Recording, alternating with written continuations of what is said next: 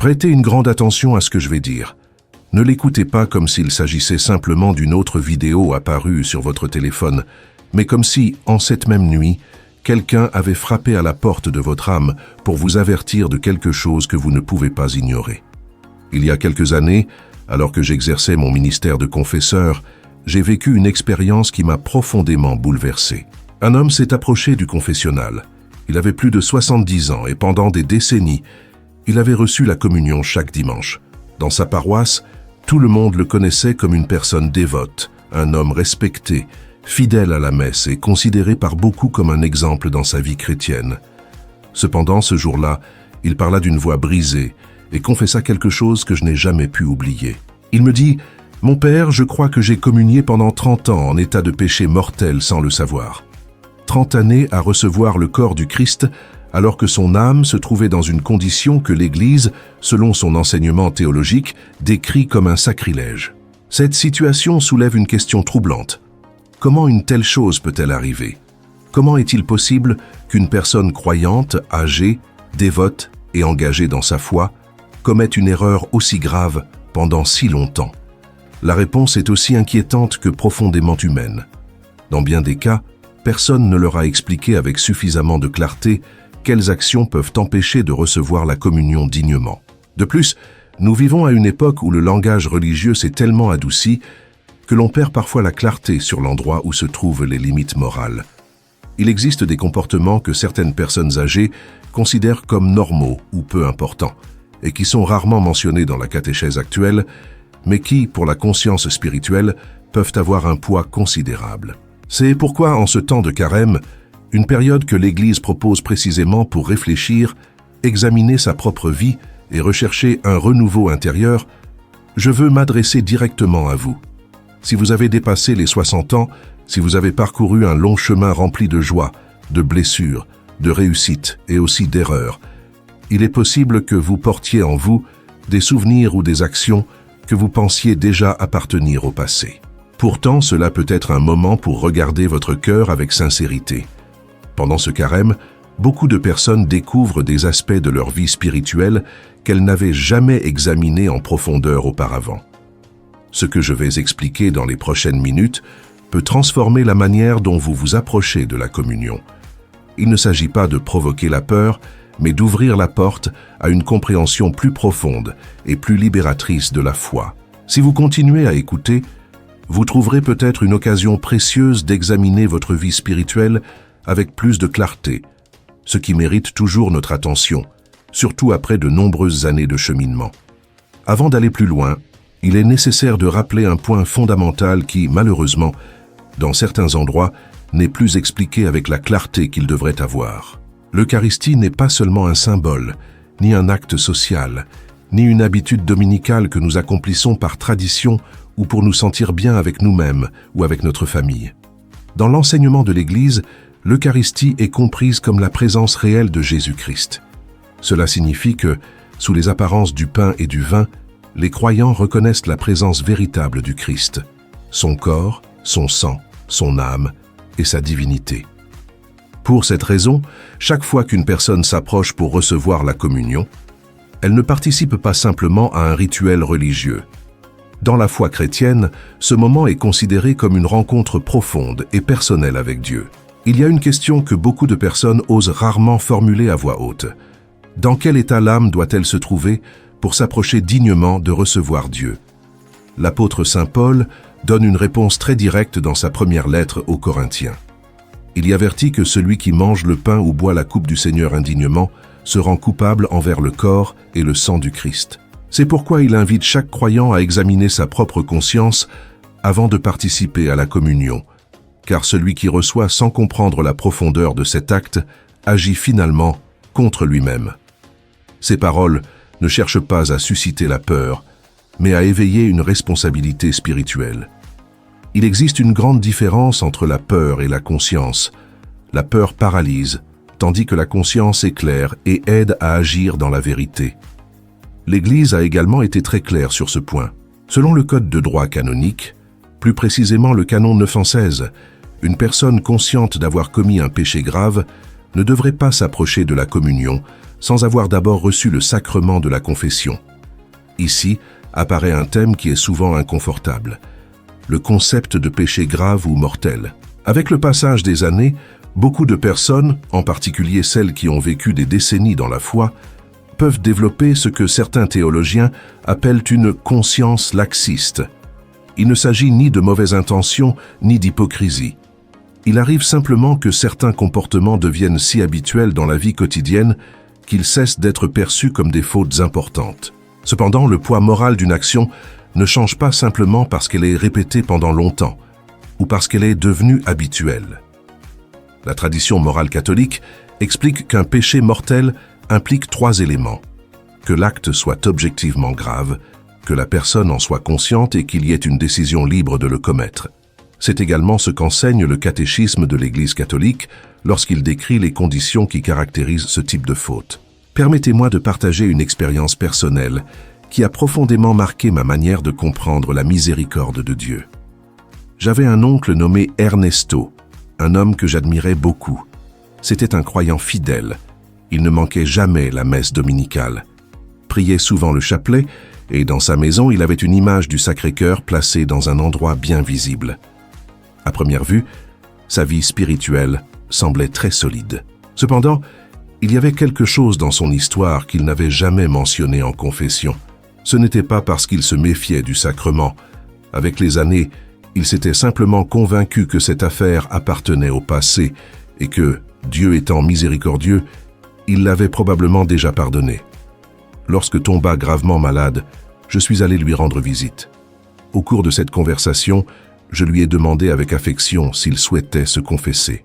D'abord, il garda le silence pendant un long moment. Puis il m'avoua qu'il portait dans sa conscience quelque chose depuis plus de 40 ans sans l'avoir jamais exprimé devant un prêtre. Par respect pour le secret sacramentel, je ne peux pas révéler de quoi il s'agissait, mais je peux dire qu'il ne s'agissait ni d'un crime, ni de quelque chose que le monde considérerait comme scandaleux. Pourtant, ce poids était resté dans son cœur pendant 4 décennies. Lorsqu'il l'exprima enfin dans le sacrement, ses yeux se remplirent de larmes. Il pleura comme un enfant, et après cela, il me dit quelque chose que je n'oublierai jamais, qu'il se sentait profondément soulagé et qu'il aurait aimé avoir fait ce pas bien plus tôt. Mais cette histoire n'est que le début. Il existe certaines fautes spirituelles que beaucoup de personnes âgées peuvent commettre sans s'en rendre compte, en particulier des péchés liés à des omissions, à des ressentiments gardés pendant des années ou à des silences devenus des habitudes. Dans les instants qui suivent, je voudrais en mentionner quelques-uns avec clarté. Il est possible qu'en les entendant, quelqu'un se reconnaisse dans l'un de ces cas. Ce qui suit ne doit pas être interprété comme une accusation, mais comme une lumière qui aide à regarder des endroits du cœur qui, peut-être, n'ont pas été examinés depuis très longtemps. Dans la vie spirituelle des personnes âgées, il se produit quelque chose de particulier. Ceux qui ont vécu de nombreuses années ont traversé des pertes, des injustices, des luttes intérieures et des expériences difficiles. Certaines blessures finissent par devenir des habitudes, et avec le temps, les habitudes cessent d'être ressenties comme quelque chose qui doit être guéri ou confessé. C'est précisément pour cela qu'en ce temps de carême, il vaut la peine d'examiner avec sérénité certains aspects de sa conscience avant de s'approcher de la communion. Ce que je vais mentionner s'appuie sur l'enseignement moral traditionnel de l'Église, sur le catéchisme de l'Église catholique et aussi sur de nombreuses années d'expérience à écouter des confessions. Le premier aspect qu'il convient de revoir concerne une réalité très commune. Le ressentiment que, avec le temps, certaines personnes en viennent à justifier comme s'il s'agissait de prudence. Parfois, le ressentiment se cache derrière des phrases comme « je préfère garder mes distances » ou « il vaut mieux ne pas remuer le passé ».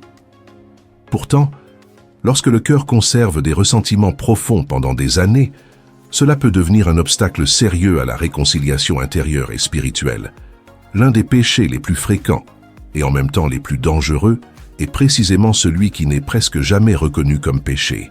Beaucoup de personnes âgées passent des années, voire des décennies, sans adresser la parole à un fils, à un frère ou à un voisin. Lorsqu'on leur demande la raison, elles répondent souvent que le tort qu'elles ont subi était trop grand, ou qu'elles préfèrent simplement ne plus avoir aucun type de relation avec cette personne. Parfois, elles précisent qu'elles ne souhaitent faire de mal à personne, mais qu'elles ne veulent plus rien savoir de celui qui les a blessées. Cependant, cette attitude persistante peut recevoir un nom dans la réflexion morale chrétienne, la haine habituelle. Le catéchisme de l'Église catholique explique que la haine délibérée contre le prochain s'oppose directement à la charité, et lorsqu'elle est entretenue de manière consciente et constante, elle peut constituer une faute grave. Cela ne signifie pas qu'une personne doive oublier le mal qu'elle a subi, ni faire comme s'il n'avait jamais existé. Pardonner ne signifie pas effacer la mémoire ni nier la réalité. Le pardon est avant tout une décision intérieure, un acte de la volonté qui cherche à se libérer du ressentiment. Il est possible que, par prudence, quelqu'un décide de garder une certaine distance avec celui qui lui a causé de la douleur. Parfois, cette distance est nécessaire et saine, mais il existe une différence profonde entre établir des limites saines et permettre que le cœur s'endurcisse avec le temps. Lorsque le ressentiment s'installe pendant des années, il peut se transformer en une sorte de froideur intérieure qui finit peu à peu par peser sur la conscience. L'apôtre Saint Jean, l'évangéliste, avertit avec des paroles très fortes dans sa première lettre que celui qui est son frère s'éloigne du chemin de l'amour. Ce sont des expressions intenses, mais elles invitent à une réflexion sincère. Il vaut la peine de se demander avec honnêteté, y a-t-il quelqu'un que l'on n'a pas encore vraiment pardonné? Existe-t-il un nom qui, lorsqu'on l'entend, éveille immédiatement de la douleur ou du ressentiment? Si la réponse est oui, cela peut être un signe que cet aspect du cœur doit être porté dans la prière et dans le sacrement de la réconciliation avant de s'approcher de la communion. Un autre aspect qui passe souvent inaperçu concerne l'usage de la parole. Les commentaires, les rumeurs ou les critiques peuvent sembler inoffensifs, surtout lors de réunions familiales ou de longues conversations entre amis. Dans de nombreuses cultures, en particulier parmi les générations plus âgées, il est courant de se réunir pour parler pendant longtemps. Pourtant, au milieu de ces conversations, la tentation de parler négativement de quelqu'un qui n'est pas présent peut facilement surgir. On le justifie souvent en disant « mais ce que je dis est vrai ». Cependant, l'enseignement moral chrétien rappelle que révéler les défauts d'une autre personne sans raison juste peut aussi causer du tort. Le catéchisme de l'Église catholique décrit la médisance comme l'acte de divulguer les fautes de quelqu'un sans motif objectivement valable, ce qui peut nuire gravement à sa réputation. C'est pourquoi il est bon d'examiner sa propre conduite avec sincérité. Combien de fois au cours des derniers mois a-t-on parlé de quelqu'un d'une manière qui aurait causé de la honte si cette personne avait été présente? Combien de conversations ont principalement tourné autour de critiques ou de discrédits envers d'autres? Ce sont des questions qui aident à examiner sa conscience avec honnêteté. Il existe aussi un autre type de situation qui apparaît fréquemment dans la vie réelle et que beaucoup de personnes considèrent comme oublié avec le passage du temps. Il s'agit de conflits liés à l'argent, aux héritages ou à des accords familiaux qui n'ont jamais été résolus de manière juste. Parfois, ces situations remontent à plusieurs décennies. Un héritage mal réparti, une dette jamais remboursée, un travailleur qui n'a pas reçu le salaire adéquat, ou un membre de la famille lésé dans une affaire. La morale chrétienne enseigne que le 7e commandement ne se contente pas d'interdire de s'approprier injustement le bien d'autrui, mais qu'il appelle aussi à réparer le tort lorsque cela est possible. Le catéchisme de l'Église catholique rappelle que celui qui a commis une injustice a la responsabilité morale de restituer ce qui a été pris de manière indue, dans la mesure où cela reste possible.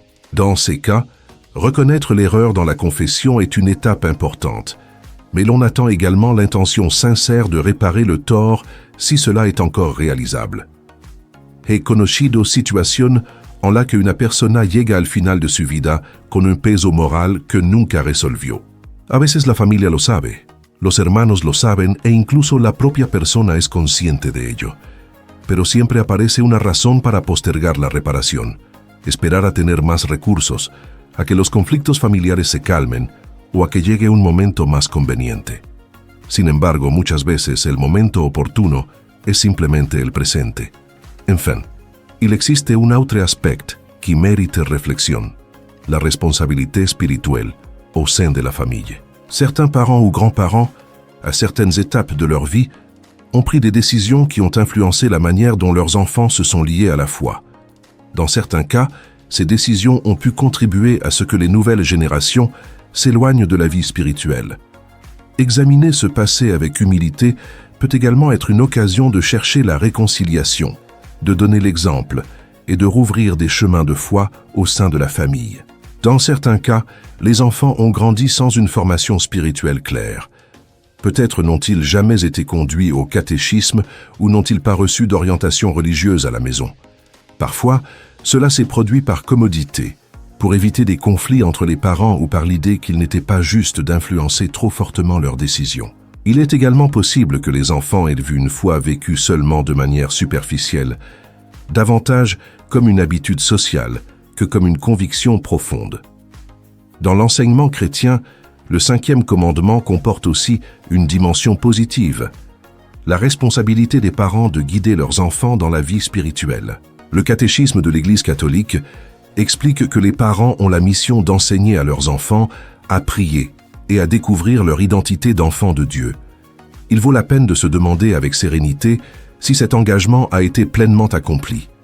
Il ne s'agit pas de provoquer la culpabilité ni de juger le passé avec dureté, mais de le reconnaître avec sincérité, de le remettre entre les mains de Dieu et de demander sa grâce. Pour beaucoup de personnes âgées, l'une des douleurs les plus profondes ne vient pas tant de leurs propres erreurs que du fait de voir leurs enfants ou petits-enfants s'éloigner de la foi. Parfois, pas toujours, mais dans certains cas, cet éloignement peut être lié à des décisions prises il y a de nombreuses années. Réfléchir à cela peut ouvrir la porte au pardon, à la réconciliation intérieure et à un nouveau témoignage de foi au sein de la famille. Si, en écoutant ces réflexions, vous sentez que quelque chose bouge en vous ou que ces paroles vous parlent de manière personnelle, elles peuvent aussi être utiles à quelqu'un de proche. Partagez ce message avec un membre de la famille ou avec une personne qui a besoin d'une réflexion spirituelle peut devenir un geste d'affection et de préoccupation sincère. Des espaces comme celui-ci cherchent précisément à offrir orientation et espérance à ceux qui désirent examiner leur vie spirituelle avec honnêteté et trouver un chemin de renouveau. Avant de continuer, il est important de reconnaître que les thèmes qui suivent ne sont pas toujours faciles à entendre. Il n'est pas non plus simple d'en parler avec clarté. Durant mes premières années à accompagner des confessions, j'ai souvent hésité à évoquer certains sujets avec des personnes âgées. Je me demandais si ce ne serait pas trop dur d'aborder des questions profondes lorsque quelqu'un a déjà parcouru presque toute sa vie. Cependant, un prêtre âgé qui fut mon guide spirituel pendant de nombreuses années m'a dit une phrase que je n'ai jamais oubliée. La miséricorde de Dieu ne s'épuise jamais. Mais tant que la vie continue, il existe toujours la possibilité de guérir ce qui est resté inachevé. Éviter la vérité par peur ou par confort n'aide réellement personne. Depuis lors, j'ai appris qu'il vaut mieux parler avec clarté, mais toujours avec respect et avec amour. Il existe un autre aspect spirituel qui passe parfois inaperçu et que l'on pourrait appeler une forme d'idolâtrie quotidienne. Cela se produit lorsque quelque chose de créé finit par occuper la place centrale qui ne devrait appartenir qu'à Dieu. Comme l'explique le catéchisme de l'Église catholique, l'idolâtrie ne se limite pas à adorer des images. Elle apparaît aussi lorsqu'une personne place sa confiance absolue en quelque chose ou en quelqu'un d'autre que le Créateur. Dans la vie de nombreuses personnes âgées, cela peut se manifester de manière très subtile. Par exemple, lorsque toute l'espérance est placée exclusivement dans les enfants, dans la famille, dans la santé ou dans la réputation personnelle. Il ne s'agit pas de dire qu'aimer profondément sa famille est quelque chose de négatif. Au contraire, l'amour familial est une valeur fondamentale. Le problème apparaît lorsque cet amour devient le centre absolu de la vie, en déplaçant la confiance spirituelle qui devrait être dirigée d'abord vers Dieu. Cela peut se refléter dans des inquiétudes constantes, dans le besoin de contrôler chaque décision des enfants adultes ou dans la difficulté d'accepter que chaque personne doive suivre son propre chemin. Parfois, cela s'exprime aussi par du ressentiment lorsque les enfants prennent des décisions différentes de celles que les parents attendaient. Au fond, l'invitation spirituelle consiste à apprendre à faire confiance et à lâcher prise avec sérénité, en reconnaissant que chaque vie est également entre les mains de Dieu. Une autre question importante qu'il convient d'examiner est l'exemple donné aux autres. Dans la tradition chrétienne, on parle de scandale lorsque les actions d'une personne influencent négativement la foi ou la conduite d'autrui. Au cours d'une longue vie, les décisions, les paroles ou les attitudes peuvent avoir laissé des traces profondes chez ceux qui étaient autour, enfants, petits-enfants, amis ou membres de la communauté. Réfléchir à ce témoignage personnel peut être une occasion de reconnaître les erreurs, de demander pardon lorsque cela était nécessaire et d'offrir désormais un exemple renouvelé de foi et de cohérence. Même après de nombreuses années, une attitude sincère de changement peut devenir une source d'inspiration et de réconciliation pour ceux qui nous entourent. Dans l'Évangile selon Matthieu, apparaît également un avertissement très fort sur la responsabilité que chacun porte concernant l'exemple qu'il donne aux autres. Là, Jésus-Christ souligne que celui qui conduit les autres à s'éloigner de la foi commet quelque chose de très grave. Le langage utilisé est sévère précisément pour souligner la gravité d'influencer négativement la vie spirituelle d'autrui. Dans la réflexion théologique, le terme « scandale » ne se réfère pas simplement à quelque chose de frappant ou de polémique dans le sens courant. Il désigne toute action, parole ou attitude qui peut conduire une autre personne à se tromper moralement ou à s'éloigner de Dieu. Cela peut se produire de nombreuses façons au cours de la vie. Par exemple, lorsque dans la famille on parle avec mépris de la foi ou de l'Église devant les enfants, lorsque la prière est ridiculisée ou traitée comme quelque chose sans importance, ou encore lorsque quelqu'un vit d'une manière tellement contradictoire que ceux qui l'observent finissent par penser que la foi n'a pas de véritable valeur. Cela peut aussi apparaître dans des situations familiales difficiles, comme des séparations conflictuelles ou des attitudes qui laissent des blessures profondes chez les enfants. L'invitation n'est pas de porter une culpabilité qui paralyse, mais de reconnaître avec honnêteté ce qui a pu influencer négativement les autres. Le nommer dans la prière ou dans la confession peut être un pas important vers la guérison. Parfois, il suffit de dire avec sincérité « Seigneur, peut-être que mon exemple n'a pas été le meilleur et que d'autres personnes se sont éloignées en partie à cause de cela. » Le reconnaître ouvre la porte à une réconciliation intérieure. Il existe aussi un autre aspect spirituel que beaucoup de personnes mentionnent rarement, mais qui apparaît fréquemment dans l'expérience pastorale. Il concerne les promesses qui, à un moment donné, ont été faites à Dieu et qui, avec le temps, sont restées oubliées. Dans des moments de difficulté ou de peur, il est courant que quelqu'un fasse une promesse, changer de vie, accomplir un pèlerinage, abandonner une mauvaise habitude ou s'engager dans une pratique spirituelle s'il reçoit de l'aide dans une situation difficile. Le catéchisme de l'Église catholique enseigne que les vœux ou promesses faits à Dieu sont des actes de dévotion qui impliquent un engagement moral. Toutes les promesses n'ont pas la même importance, mais les ignorer délibérément peut également affecter la relation spirituelle d'une personne. Lorsqu'une promesse reste inachevée pendant des années, elle peut devenir une sorte d'inquiétude intérieure que l'on ne comprend pas toujours clairement. Je me souviens du cas d'un homme âgé, que j'appellerais Don Felipe, qui, dans sa jeunesse, avait promis de consacrer une partie de sa vie à une pratique spirituelle spécifique s'il parvenait à surmonter une grave maladie. Avec le temps, il retrouva la santé et continua sa vie, mais la promesse resta oubliée pendant des décennies. Dans sa vieillesse, il commença à ressentir une inquiétude intérieure qu'il ne parvenait pas à expliquer. Au cours d'une conversation, il se souvint finalement de cette promesse. En parlant avec un prêtre, il put discerner quelle partie de cet engagement il pouvait encore accomplir et comment le transformer en une autre pratique spirituelle adaptée à sa situation actuelle. Après l'avoir fait, il décrivit cette sensation comme s'il s'était libéré d'un poids qu'il ne savait même pas qu'il portait. Enfin, il existe un autre aspect spirituel qui touche beaucoup de personnes ayant vécu de longues années dans la foi. La tiédeur spirituelle, connue dans la tradition chrétienne sous le nom d'ascédie. Ce terme vient du grec ancien et décrit une sorte de fatigue intérieure face aux choses de Dieu. Il ne s'agit pas de perdre complètement la foi. La personne continue de croire, elle assiste encore à la messe ou prie occasionnellement, mais elle ressent une certaine froideur intérieure. La foi cesse d'être vécue comme quelque chose de vivant et devient une simple habitude. Le problème apparaît lorsque cette distance spirituelle est acceptée comme quelque chose de normal et que l'on ne cherche plus à renouveler sa relation avec Dieu. Avec le temps, cette indifférence peut s'installer silencieusement dans la vie spirituelle. C'est pourquoi la tradition chrétienne invite à la reconnaître et à la combattre par de petits actes de renouveau intérieur. Revenir à une prière sincère, chercher des moments de silence, s'approcher des sacrements et se rappeler que la vie spirituelle a aussi besoin de soins et d'attention constants. Dans la tradition chrétienne, des penseurs comme Thomas d'Aquin ont profondément réfléchi à ce que l'on appelle l'acédie ou la tiédeur spirituelle. Ils la considéraient comme l'un des péchés capitaux, non pas parce qu'elle constitue toujours en elle-même une faute grave, mais parce qu'elle peut ouvrir la porte à de nombreuses autres faiblesses spirituelles. Lorsque le cœur commence à ressentir de l'indifférence envers Dieu, la vie spirituelle perd sa force. La prière devient une routine sans vie, la messe est perçue comme une simple obligation et la foi risque de se réduire à une habitude vide. Dans le cas des personnes âgées, cette situation apparaît parfois déguisée sous la forme d'une fatigue légitime. Après de nombreuses années de vie et de pratiques religieuses, certains peuvent penser qu'ils ont déjà fait suffisamment et qu'il leur reste simplement à se reposer.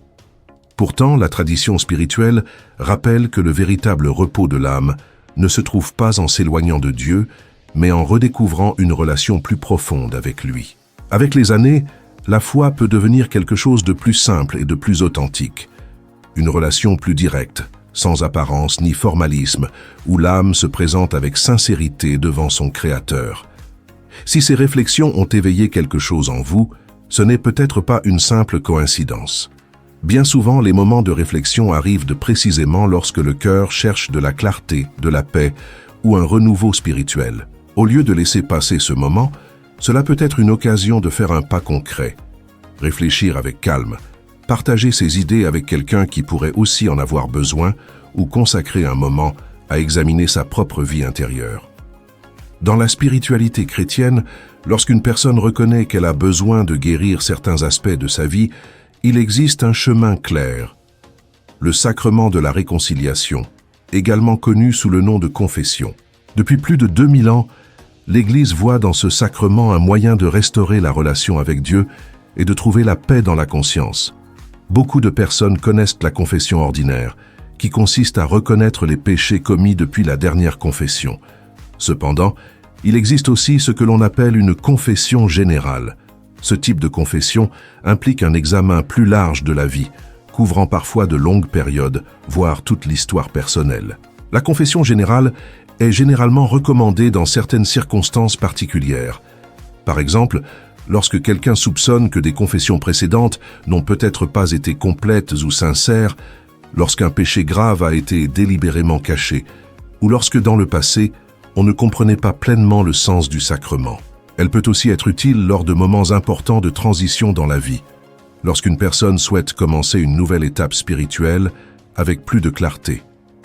De grands maîtres de la spiritualité ont beaucoup valorisé cette pratique. Ignace de Loyola la recommandait au début des exercices spirituels comme une manière de revoir sa vie en profondeur, tandis que Alphonse de Liguori la décrivait comme l'une des expériences les plus libératrices pour l'âme, lorsqu'elle est vécue avec sincérité.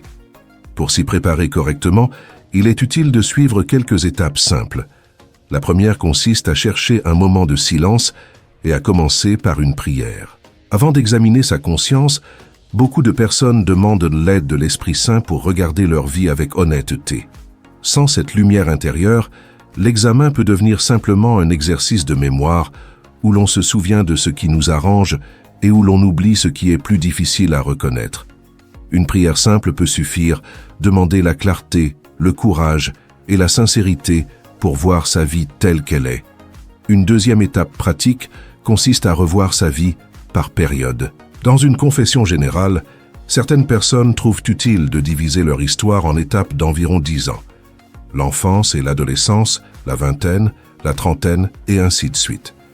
Cette méthode permet de se souvenir plus clairement des expériences, des décisions et des situations qui ont marqué chaque période de la vie et aide à faire un examen de conscience plus complet et plus serein. En revisitant chaque étape de la vie, il est bon de se poser quelques questions avec sincérité. Qui ai-je pu blesser? Quelles promesses ai-je laissées sans les accomplir? Y a-t-il des personnes que je n'ai pas encore vraiment pardonnées? Y a-t-il eu des moments où j'ai placé quelque chose ou quelqu'un au-dessus de Dieu? Il peut aussi être utile de se demander s'il y a eu des fautes graves qui n'ont jamais été mentionnées dans des confessions précédentes. Il n'est pas nécessaire de se souvenir de chaque détail avec une exactitude absolue. Dieu n'exige pas une mémoire parfaite. Ce qui compte vraiment, c'est la sincérité avec laquelle le cœur reconnaît son histoire et peut dire humblement « Seigneur, Voilà ce que j'ai vécu à cette période de ma vie. Une étape que beaucoup de personnes trouvent utile consiste à écrire ce qu'elles souhaitent reconnaître. Même si cela semble simple, écrire en privé aide à organiser les souvenirs et à faire remonter à la surface des situations qui restèrent peut-être cachées au plus profond de la conscience. En transformant ces pensées en mots concrets, un processus de libération intérieure commence. Parfois, en écrivant, surgissent des souvenirs que l'esprit n'examinait plus consciemment, mais qui avaient encore du poids à l'intérieur. Cette préparation, il peut être judicieux de chercher un prêtre avec qui l'on puisse parler calmement. Pour une confession plus profonde ou une révision large de la vie, beaucoup de personnes préfèrent demander un rendez-vous et disposer de suffisamment de temps, plutôt que d'essayer de le faire rapidement entre d'autres activités paroissiales. Tout prêtre qui comprend l'importance de cette démarche sera accompagné avec respect et patience. Il est également important de se rappeler que le sacrement de la réconciliation est protégé par l'une des règles les plus strictes de l'Église, le secret sacramentel. Cela signifie que tout ce qui est dit en confession reste absolument confidentiel. Aucun prêtre ne peut révéler ce qu'il a entendu dans ce contexte, quelles que soient les circonstances. Cette garantie existe précisément pour que les personnes puissent parler avec une confiance et une liberté totale. Très souvent, la plus grande difficulté avant de se confesser est la honte ou la peur d'exprimer certains aspects de sa vie. Pourtant, dans la tradition chrétienne, on rappelle que ce moment n'est pas un jugement humain, mais une rencontre avec la miséricorde de Dieu. Exprimer ce qui pèse sur le cœur peut devenir le début d'une véritable libération spirituelle. Le temps du carême a précisément ce but. Il n'a pas été conçu comme une période pour accabler les personnes de culpabilité, mais comme une occasion de renouveler la vie intérieure. Les 40 jours évoquent des moments importants de l'histoire biblique, les années du peuple d'Israël dans le désert et aussi le temps de retrait de Jésus-Christ avant de commencer sa mission publique. Dans la tradition biblique, le désert ne représente pas un châtiment, mais un lieu de rencontre et d'écoute profonde. Pendant ce temps, on est invité à s'arrêter, à regarder vers l'intérieur et à déposer ce que l'on porte depuis trop longtemps. Ainsi, lorsque viendra la célébration de Pâques, la participation à l'Eucharistie pourra être vécue avec une conscience renouvelée, non par simple habitude, mais comme une expérience spirituelle plus pleine. Pour ceux qui ont parcouru de nombreuses années de vie, avec des joies, des pertes, des luttes et des apprentissages, cette rencontre avec la miséricorde de Dieu ne marque pas une fin, mais le début d'une étape plus sereine et plus lumineuse de la vie spirituelle. Je voudrais terminer par une expérience personnelle. Ma mère, une femme de foi simple mais profonde, a vécu ces dernières années avec une paix qui m'a toujours impressionné. Ce n'était ni de la résignation ni de l'indifférence. C'était une sérénité authentique. Un jour, je lui ai demandé quel était le secret de cette tranquillité. Sa réponse fut très simple. Elle avait décidé de ne pas garder en elle ce qui pesait sur son cœur. Tout ce qui la préoccupait, elle le confiait dans la prière, et tout ce qu'elle reconnaissait comme une faute, elle le présentait dans la confession. Cette attitude résume de manière simple un profond enseignement spirituel. Personne n'a apporté indéfiniment ce qu'il peut remettre à Dieu. La miséricorde divine n'a pas de date d'expiration. Tant que la personne est en vie, il existe toujours la possibilité de recommencer. Si ces réflexions ont éveillé quelque chose en vous, c'est peut-être un bon moment pour faire un petit pas concret. Consacrer quelques minutes au silence, écrire ce qui pèse sur votre conscience ou parler avec un prêtre de confiance. Parfois, un geste simple peut ouvrir le chemin vers une paix intérieure que l'on cherchait depuis longtemps. La foi chrétienne n'exige pas une perfection absolue. Elle invite plutôt à l'honnêteté et à la disposition de se relever chaque fois que l'on est tombé. Dans la tradition de l'Église, le sacrement de la réconciliation symbolise précisément cette main tendue qui aide à se relever. Que ce temps de carême puisse devenir une occasion de renouveler le cœur et de se préparer avec une conscience plus claire à vivre la célébration de Pâques, et que chaque pas sur ce chemin soit accompagné par la confiance dans la miséricorde de Dieu.